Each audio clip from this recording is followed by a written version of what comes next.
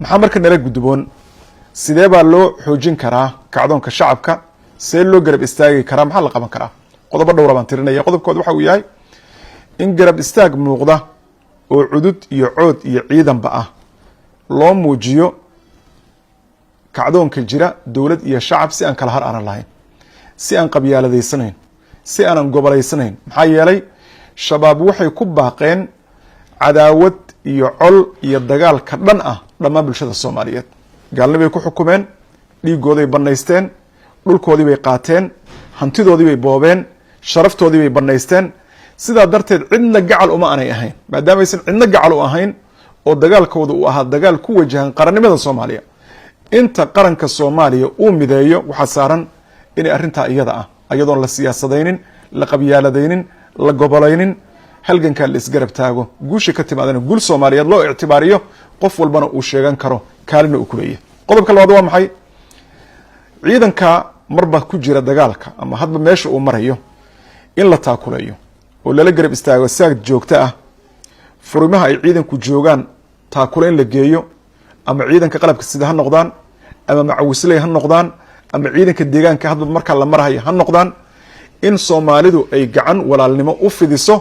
oo la taakuleeyo waayo waxa lagu taakuleeynaya xaq weeye waxyaabo aan macno lahayn ba dadku intay wax ku taakuleeyaan dambi uu ka dhalan jiray qodobka saddexaad waa maxay in la xoojiyo weerarada lagu ciribtirayo oo lagu soo afjarayo nimanka iyaga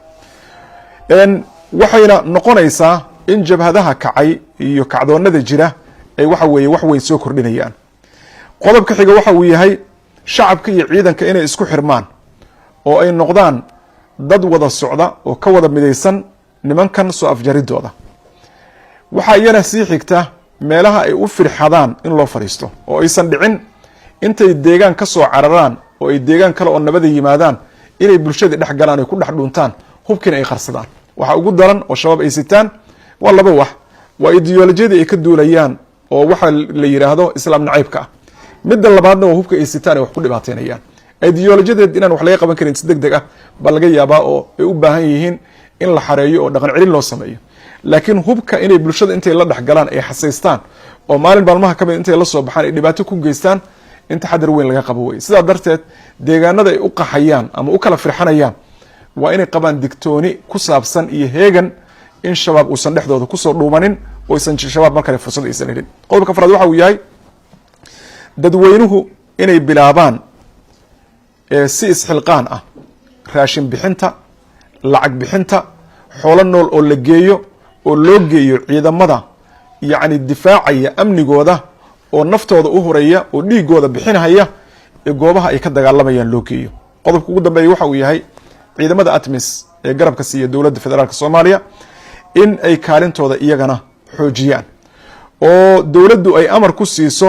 goob walba oo looga baahdo inay tallaabo ka qaadaan goob walba oo looga baahdo shaqada kaga aadan inay ka qabtaan ayaa iyana laga maarmaan ah markii meel laga qabsado saas si lamid ah